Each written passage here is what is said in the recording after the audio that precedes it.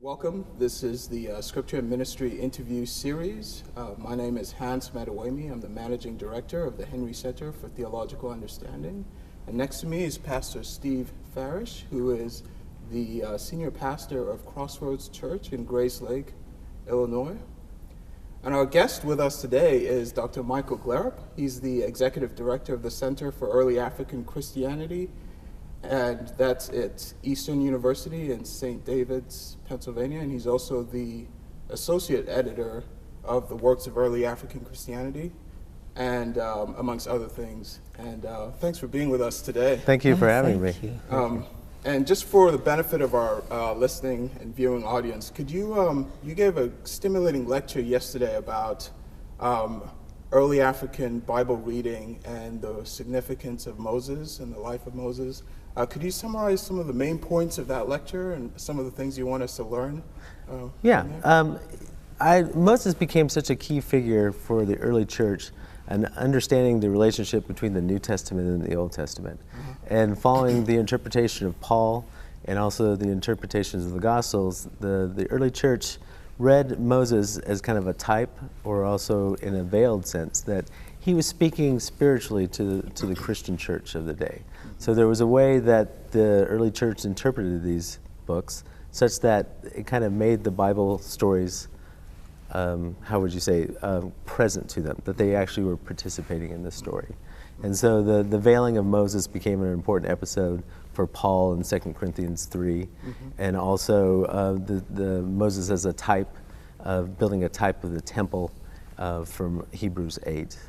We talked about 1 Corinthians 10 yesterday, in this idea of the Exodus as a type of Christian salvation, that it was actually written as kind of an allegory for us to understand our own salvation and own deliverance in the world. So part of my argument is that the early Christian church had access to the kind of the mindset of the early apostolic writers, and because of that, they were actually able to give us some insights. They're looking for a different goal. They have a different goal for their interpretation than maybe we do in our modern exegetical critical stance, but they do have something to offer us. And what that is about the forming of our salvation but also the formation of our soul. And so they do a lot on acquiring virtue and also on acquiring the dispositions of a person that wants to be a follower of Jesus. And so I found them to be very helpful in that. I wondered if you might say a word to the viewing audience about the Center for Early African Christianity, and also give a plug for your website, which I've viewed and found to be A, very interesting, and B, helpful. So describe the work and the mission of the center, and then say a word about the website. Well, the Center for Early African Christianity is dedicating to be a resource for Africa, but also for the wilder world, on the thinkers of the early church that lived on the continent of Africa. Our thesis is basically, as we were reading, we did a commentary series called the Ancient Christian Commentary on Scripture. And as we were studying that, we became convinced that some of the best comments and the most fruitful understanding of Scripture during that period were actually coming out of Africa. And much of the best thinking that came out of Africa was actually being used and copied and employed by the wider church in the north. So there's been this idea that somehow that the northern church, the northern Mediterranean church, the European church, influenced Africa. That's how intellectual ideas flow from north to south. From our kind of experience, we realized that it was actually moving from south to north. And Tom Oden captured this in a book called How Africa Shaped the Christian Mind. And he was the one that really first thought of this. He had a real heart for Africa, but he also had a real heart for the early church. And so as we studied that, and the center is kind of promoting this idea, promoting this thesis, and promoting African engagement with this thesis. So our goal really is to study this, to defend this thesis, and if it's true, that's excellent, but also it's for Africans to reconnect with this history. There's this idea that Africa has no history, but as we discussed in our book, It has a history. It has 2,000 years of Christian history. And it also has a textual history that is available for study. So that's kind of our vision and goal. The second thing, on the website, what we've done is create a website in which you can study the fathers on your own. We have a timeline, we have definitions, we have biographies of key individuals.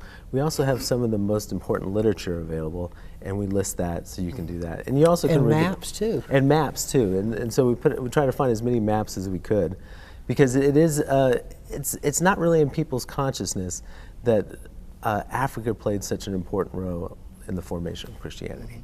Most people have an idea it's more out of Rome or kind of the northern Mediterranean world. Well, but Africa actually did play an important part in that.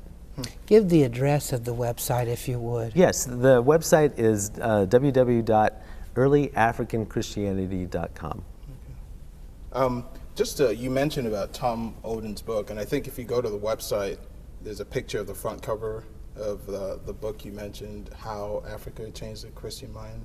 How Africa Shaped the Christian Mind. In fact, the book actually, the way it starts out is that you can actually do a little study of the book. There's a little study guide for studying the book. Okay. So we kind of do some questions and some themes and Right. some definitions to help you be able to maybe pull a little more out of the book. Right, and then the book was sort of, I think the launching of the center was in sync with the publishing of the book, or was that how you planned it, or? Well, what we did was Tom came up with this idea for the book, and so we started discussing it with other colleagues. We actually scheduled a few meetings with African participants in Africa. We had our first meeting in Addis Ababa. We invited representatives from all the churches of Africa, from the Coptic Church, from the Ethiopian Orthodox Church, from the Ethiopian Evangelical Church, and we said, here's our thesis. What do you think? Right. Does this resonate with you? Is this something you think is important and worth pursuing? And the second question we asked is, do we need to help in this work, or should this be something that you take over? And they said two things. The thesis was appropriate and it was worth pursuing. Second of all, there was a role for us in helping foster a community to study this, since we had spent so much time studying before. So the center actually came out of kind of those dialogues, because in some ways the center would have never really happened if those dialogues hadn't said, this is something we need to do to move forward. Right. So, I mean, what's the sense, what's your sense about the reception of Tom Oden's book, one amongst Western academics? Because he has it's a very passionately written book, and he has a lot of criticisms of standard ways of reading the Bible, standard ways of telling the story of Christian history and intellectual history, and then I'm curious also what have been some of the reactions from African theologians and scholars to Tom Oden's thesis. Right. Well, and there is a mixed reaction. For some people, it's what took you so long. Right. And so the African American community is like, well, we've been talking about this for 30, 40 years. Right. Where have you been? Right. And we acknowledge that. There's scholars like the former scholar in Ghana, Kwame Bediako, had been talking about this for a while. So in some ways, we recognize what we're doing is we're coming along and saying something that's already been said. Right. Maybe in a little different way from a kind of a textual position. American scholars and European scholars are still somewhat hesitant. Right. There is some hesitancy and not surprising. But I have noticed there's some other books coming out and saying, well, the reason we focus on Rome is more happenstance. If you really look at the early church, we all acknowledge that it was more of a southeastern Mediterranean phenomenon than it was a European phenomenon. But the way the story has been told, it hasn't really caught up with that. So we get mixed reactions, and I think that's part of what our expectation is. Part of our kind of goal is for people to start thinking about it and start actually researching it. Right. And so there are books that have come out. Wilhite came out with a book called Tertullian the African, in which it makes the same case. Okay. And has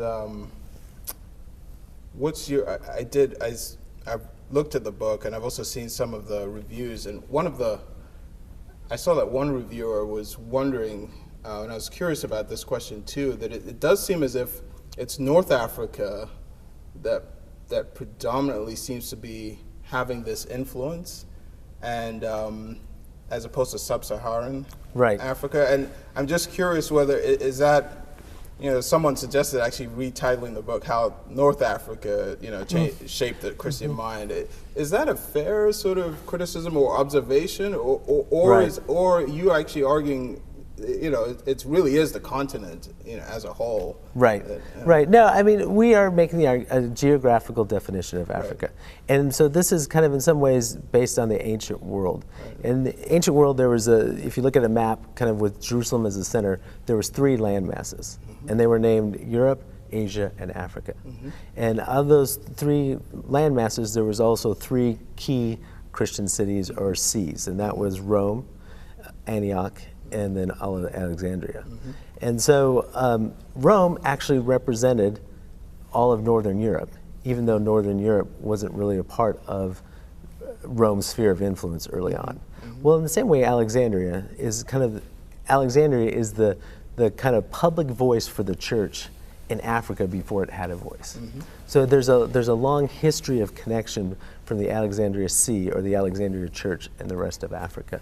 So we're saying that yes, it's one continent. There is a north and a south that was divided by geography and time when Christianity came together, but there are legitimate reasons to call it Africa and look at it as one piece. One geographical definition among many cultures. So, and we're also saying that, we should include Nubia in the study of Africa. I mean, how many people realize that Nubia was a Christian kingdom in northern Sudan for almost 1,000 years?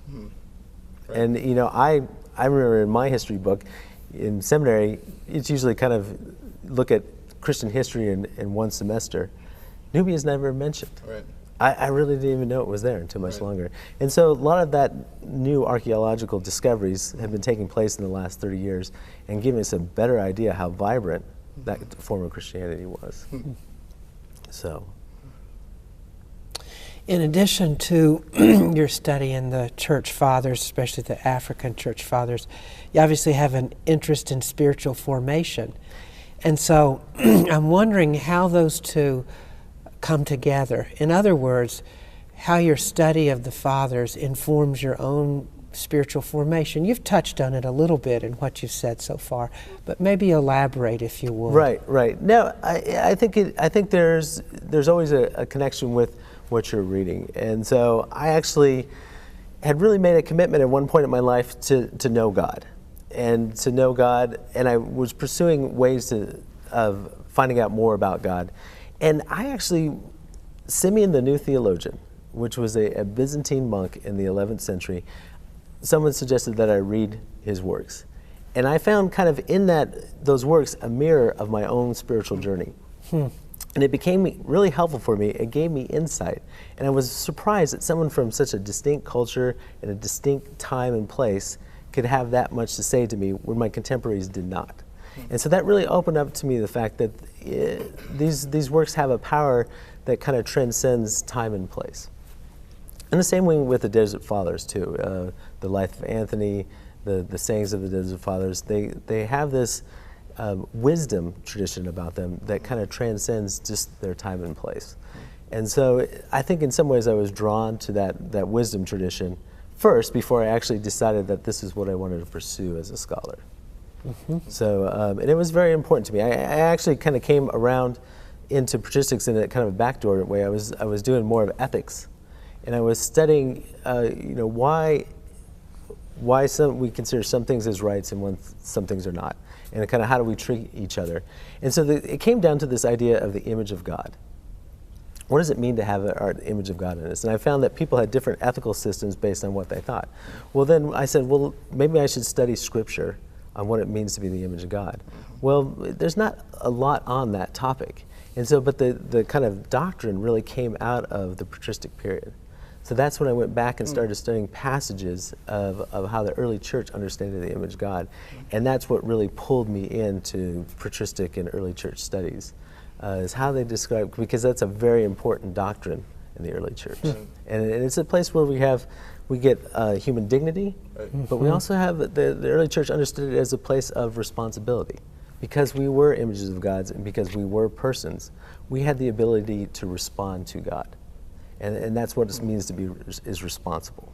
And so there's a sense of, not only in the ancient church, our ethic and our spirituality were deeply connected. And they were deeply connected because we were persons capable of responding to love of God and also love of neighbor. And so that's the connection point for me, is that. Good, thank you. And so apart from Tom Oden's book, are there well, tell us about some of the works you're involved in. I know the Genesis 1-3 commentary has recently come out. Can you tell us about some of those projects? Yes, so we have a couple different series coming out. So we had, after the ACCS, we had the Ancient Christian Doctrine series, which was a 5-volume series commentating on the Nicene-Constantinople Creed, written from an ecumenical perspective. We have Roman Catholics, Orthodox, and Protestants writing on it. Excellent resource on how the church commentated and referenced the different parts of the creed. Okay. Who's the publisher for that? That's InterVarsity Press. Okay. And then our next series after that was the Ancient Christian Text series. Okay. And that's a 12-volume series of full-length translations of some works that we already had translated for the ACCS, but also we asked for some publishers and translators to come along and do some new works. Okay. So there's 12 volumes on that, of which the next one is on Revelation, Greek, and then we have Latin translations of that. Okay. And the one I worked on was on Genesis.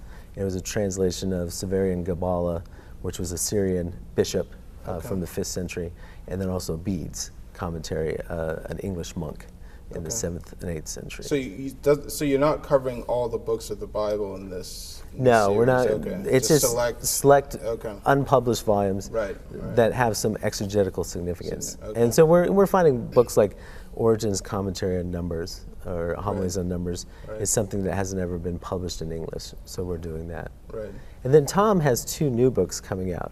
The first book is The African Memory of Mark. Where he's saying we need to rethink about the Markian hypothesis that he actually did spend time in Alexandria and he was the founder of the church in Alexandria. And so using oral tradition and other ways, it's actually an excellent book. It should be out in August. And it might challenge people to rethink how we see Mark in the early church and just also rethink how Africans contributed to the formation of the early church. In other words, Mark's more Alexandrian than Roman, which is the historical idea. And this idea that the Cyrenic Jews, the island just off of Tunisia, actually had contributed much to the missionary movement of Christians. And so there's a bunch of names throughout the New Testament that actually have an African connection. Now, and is that sort of is that a footnoted book, a scholarly volume, or is he posing a controversial thesis to be, his original book was sort of programmatic, but hoping that younger African scholars and others would do the necessary research. How is this book? What genre is it? It's a book that's available, that will be available to most people. Okay. In the sense, a pastoral audience. Okay. To be thinking about, but it is well footnoted. And it is documented. And in some ways, again, it's saying, okay, here's some evidence. How do we rethink this? Right. And what was the second book? The second book is The History of Christianity in Libya. Tom actually, when we started this project, he wanted to write a history of the church in North Africa. And as he started looking at that proposition, he realized it was too big. And so he kept narrowing it down. Right. And he realized there was never any book written in English so far that's been on the history of the church in Libya. And so he actually did 2 lectures in Tripoli, I think in 2007, at the Islamic Call University. And he's also done a few other lectures. So he's actually taken that material and put it into a book. And so he's done a lot of investigation archaeologically, theologically, and historically, and kind of done a summary that way. So I think that will be available in the next year or so. Okay. So, but it'll be a good resource, and in some ways it's going to be a model for doing scholarship on the early African church. Right. So I'm going to segue back to the issue of spiritual formation just for a moment, if I may. Your CV that you gave to us speaks of your involvement with a group called TACT, T-A-C-T. And in the CV, it describes this as a, quote, a multi-ethnic gathering of academicians and emerging church practitioners committed to supporting new models of church that encourage principles of Christian formation to be lived out in greater fullness, close quote. And so I'm wondering, as you and this group have engaged with one another, what would you say, because our audience is made up of a lot of pastors who watch this and listen to this, what would you say to pastors in particular about spiritual formation within the church and about leadership on the issue of spiritual formation and being open to new ideas about spiritual formation? Right. Yeah, TACT, many of you in this audience will know Dick Averback. And sure. Dick was part of this group. Okay. And so he was part of a book that we contributed. Dallas Willard was a part of this. Alan Andrews from the Navigators was kind of the organizer of it. Okay. And so in some ways what this was a community of scholars and then also practitioners and student ministers.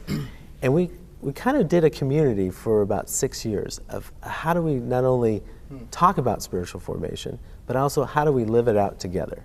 And so there was opportunities for conflict and resolution. There was opportunities to challenge each other's ideas on what we're comfortable with and what we're not. And so it created this dynamic in which we had to live this book.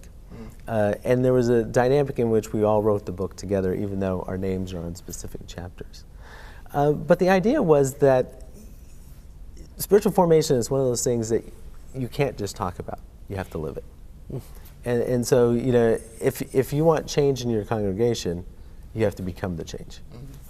And so that requires you to start these practices with others in a community and lead the church from that perspective, which is it's a different way of doing church, but it's done in a way that it's a community, and it's also a way that we share our lives together. Yeah, when you say practice these practices yourself and then in community with others, the practices you have in mind would be the spiritual disciplines that Dallas Willard would write about. Yeah. Okay. I mean, just the spiritual discipline. Willard has done a great job of kind of listing those: silence and solitude, study,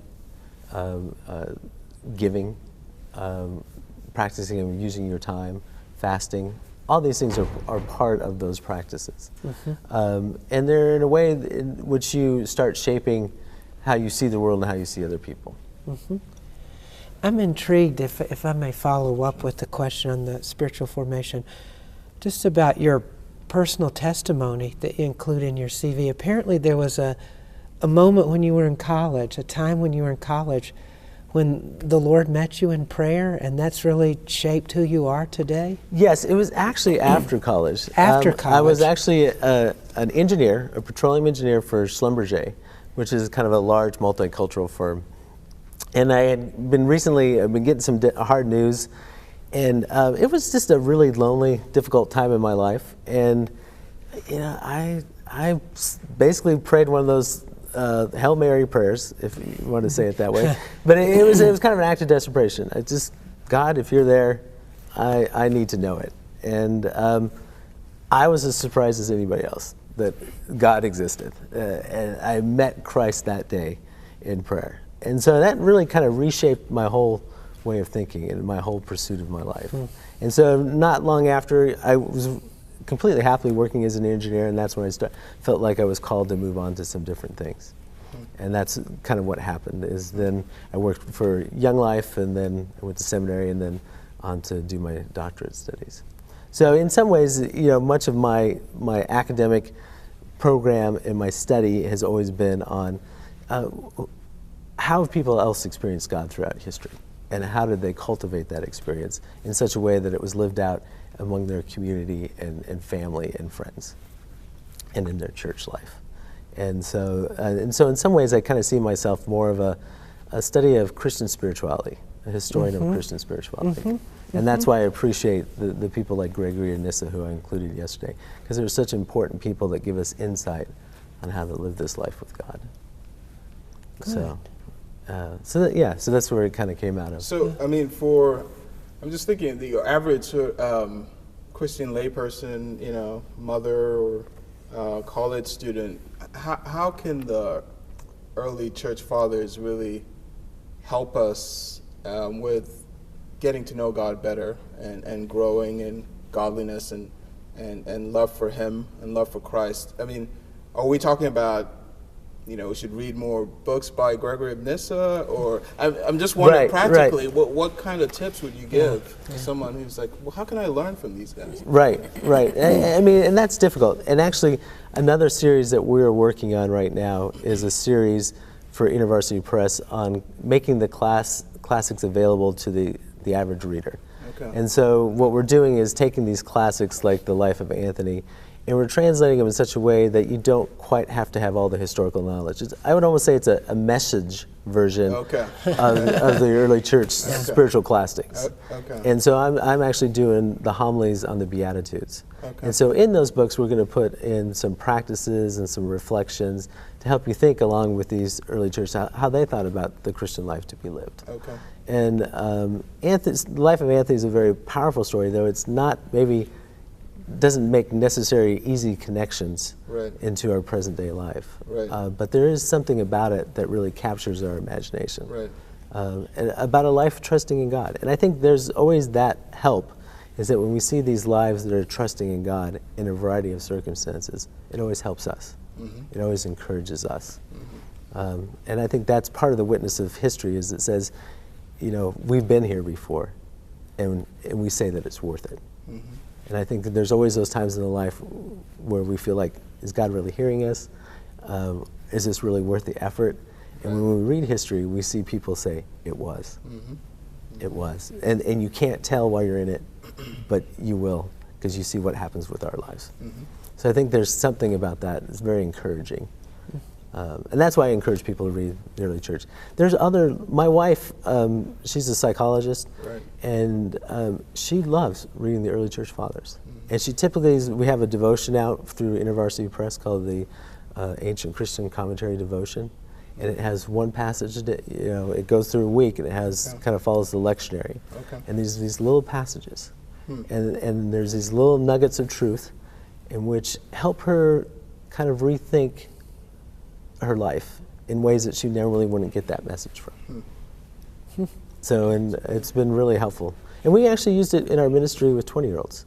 We lived in a community, and much of our devotions were based on Bernard of Clairvaux, Augustine, and there was these little nuggets of truth that if you just kind of stay with them for a little while, they really start helping you think in a different way, and seeing your world from a different perspective. So, but it's not about consumption. It's about kind of ruminating, chewing, processing, and allowing these kind of seep in your life.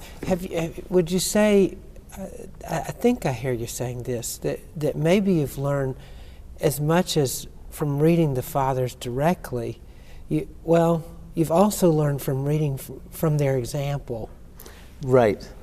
But both are true. Both are true. Both are true. I mean, you look at someone like John Chrysostom. He was a pastor, but he got on the wrong side of the emperor, and so he was actually exiled. And he gives you a lot of encouragement in the sense that you're going to meet troubles in your life. And he goes, but that's not the end of the story. And so there's people that go through difficult experiences. They're also celebrated, and yet they show what it means to remain faithful. And so I think that's always an encouragement, especially for pastors. I think being a pastor, as you know, I think is one of the most difficult jobs in our world right now. I think it's a place that you tend not to get much encouragement for doing all the right things. And so I think it's nice to have this group of pastors, and that's, the early church were pastors, theologians, and they were also kind of civic leaders. And so they had all these roles. And so I think they do give us an example of how to embody these roles in a graceful way and encourage us that it's worth it. And what we're doing will have a lasting effect. So I'm just wondering, so in light of the thesis about the significance of Africa, and the rise of the movement of the Christian faith from the south to the north, when we look at Ethiopia, Libya, and some of these contexts, there seems to be a large sort of Muslim presence today. Islam seems to be much more culturally significant, and even Christianity as a whole in Africa, it's growing significantly, as Philip Jenkins and others have noted. But the theological depth, sometimes people have said that it leaves something to be desired. So what happened? Or one, is that a correct perception? And two, if it is, what happened between that rich heritage and how did Africans forget that? Right. Well, in some ways it was cut off. I mean, there is Islam, and that came relatively late in the 7th century. Right. And it did, and Europe was having its troubles, and Constantinople and the Byzantine Empire was, kind of getting pushed back. Mm-hmm. And so there was some attempts to reconquer Africa after the Vandals invasions from Spain. That was kind of an important part. And what I noticed in a lot of these invasions and conquerings, a lot of what gets chopped off in the church is the leadership. After the Vandal invasion of northern Africa, much of the leadership actually moved to Europe.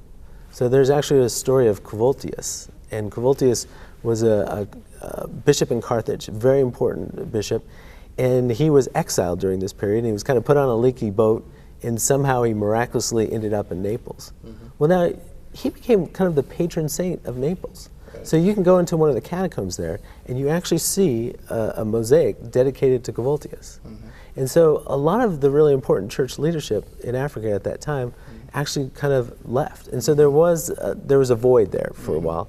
But then you had Islam too. And Christianity and Islam survived side to side for a long time. But as you've seen over time, there has been a kind of an Arabization of the territory. Right. And there's been, more and more have moved out. Right. But again, Nubia, there was traces of Nubian Christianity until the 15th century. Mm-hmm. Ethiopia was always still there. It was the Axum Kingdom, and so it began 326, 330, somewhere around there, and it extends into today. So there's a long history of witness there. Right. Egyptian Christianity, there's still 10 million Egyptian Christians today, and the Coptic Church still maintains a viable and vibrant witness in life. Right. In the Middle Nile, especially. So it's always been there. It just kind of got disconnected. Right. And in some ways it got disconnected from how we see the church, too, because there was that wall between us. So in some ways our imagination went west, especially in the Christians. With the rise of Islam. Yeah. I mean, in some ways the West and the East were cut off to us. And so the natural movement for Europeans was to the Americas. And in some ways, that America's brought it back to Africa. Okay. So in some ways, it's done a full circle. Yeah. But it's there was kind of almost a forced migration of Christianity. And so I think I've read that in the 4th century there were about, so correct me, about 200 bishops in North Africa, and by the 8th or 9th century there were 2. Yes, I think it's I mean, and that's one thing people don't realize, that in the 3rd century there was 200 bishops in kind of the Numidia, Carthage area, which is what we could call Libya and Algeria today. And then by the time the Donatist controversy in the 5th century, I think there was almost 600 bishops in that area as part of that controversy. So you have a huge swelling of Christianity, and then by the time you get to the 9th, 10th century, you have only recorded 4 or 5 bishops making these trips or even known of in these areas. So it does dwindle quite quickly. So, but there was still a vibrant connection between the church in Egypt and the church in Ethiopia for a long time after that. And situations that a lot of us are praying about in North Africa, Libya, Tunisia, Egypt. what are those? Are there any implications for the work that you're doing, given the situation? You know, if is it, are the prospects positive or negative? I mean, if more democracy sort of emerges out of this conflict, is that a better situation for archaeological and textual work, or, you know? That is a good question. I mean, a lot of our work happens in Egypt, so we're really hoping that there's a more opportunity for religious freedom there, right, and that the church is kind of allowed to prosper again, right, in the Egyptian context. We've noticed in Libya, in Tunisia especially, there hasn't been a real protection of Christian archaeology, especially in the Carthage area. So we don't know how that's going to go in the future. We hope that it will be protected. Mm-hmm. You know, we actually went, two of the most important kind of early martyrs were Perpetua and Felicitas. Mm-hmm. And so we were there trying to find their kind of burial place. And it was a very important spot in Christian history. We found something that was in a field. There was a French 19th century church. Looks like it was built on top of it. But there's no notice, there's no record. So there's all these layers of Christian history that are buried there. Mm-hmm. They're still waiting to be discovered. Mm-hmm. So the question is, one, is it going to be a safe enough place to travel to and be able to do this archaeology? And will it be allowed to happen? Or will there just be an opportunity for new buildings and development on top of it? Mm-hmm. So how is the new Libyan government or Tunisian government going to protect these sites? Right. And so we hope they do. Okay. And we do hope there is going to be allowed for travel. I mean, Libya finally opened its borders to U.S. citizens within the last year. Mm-hmm. And so we were actually planning some trips to visit some of their archaeological sites. Now with this new situation, right, it's unsure what's going to happen. Yeah. So up in the air. So yeah, so it's so it'll be interesting to see how this all works out. Right. So. And I mean, I'm just thinking about younger scholars, PhD students or graduate students who are thinking about exploring some of these areas that you're involved in. What are some of the needs? And you've mentioned some of them already, but what are some areas where we really need fresh work? Dissertation work, right? You can think of. You can right. Let us know. I think there's a number of areas, and a lot of them include kind of bringing a lot of these texts that have been buried to light. Right. And that's going to require skills in Coptic, Latin, Greek, but also Arabic, because there's a whole textual history of Christianity that's written in Arabic, mm-hmm, and it kind of shows the dialogue between Christians and Islam. And so there's a lot of fruitful exploration for that. There are a number of texts still untranslated and maybe new to us that are still sitting in monasteries throughout Egypt. And so that work needs to be done. Right. There's also connections between archaeological work and Christian history. There's much going on along the Nile in Nubia now too. Okay. And it'll be really interesting too with the formation of the Republic of Southern Sudan, and in some ways kind of Christian Islam kind of splitting. There's quite a bit of history along the Nile of Christian Nubia. Mm-hmm. And so is that ever going to be recovered or dug up? Mm-hmm. Or is it going to be flooded by the damming of the Nile? So I know there's some work going on there right now. Right, right. And what was your dissertation on? I actually did history of interpretation in the Greek-speaking church on 2 Corinthians 3. Okay. So I looked at that, the veiling of Moses. But again, what I was looking at originally was that in that text you have being conformed to the image and going from glory to glory. Oh, verse 18. Yeah, verse 18, right? So in the early church, in the Septuagint. Oh, your image of God. Yes. Yeah. So in the Septuagint, there's a differentiation between likeness and image. Right. So you were always the image, but you could grow or retreat from being the likeness. Mm-hmm. And that's not necessarily in the Hebrew, but it's kind of this distinction in the Greek. Well, in some ways, I started looking at passages in which likeness actually seems to be used by Paul as glory. So I looked at different passages with the image and glory, and looked at that kind of transformation process. And so that's the idea of glorying in God. Yeah.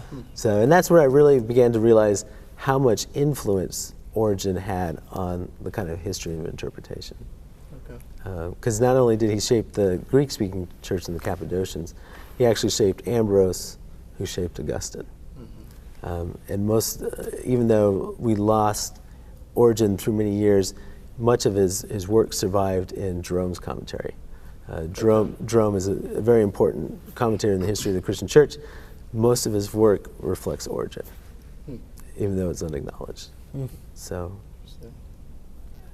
it's mainly Origen has more. I'm thinking of Origen has a lot of stereotypes, or people have opinions about Origen, and that he had one, that he was a heretic, or two, that he thought stars had souls, and so on. So was he just sort of a brilliant African theologian who had some idiosyncrasies on the periphery, but just a lot of gold, in the middle? Or what's your, give us a picture of him, of his significance as a theologian.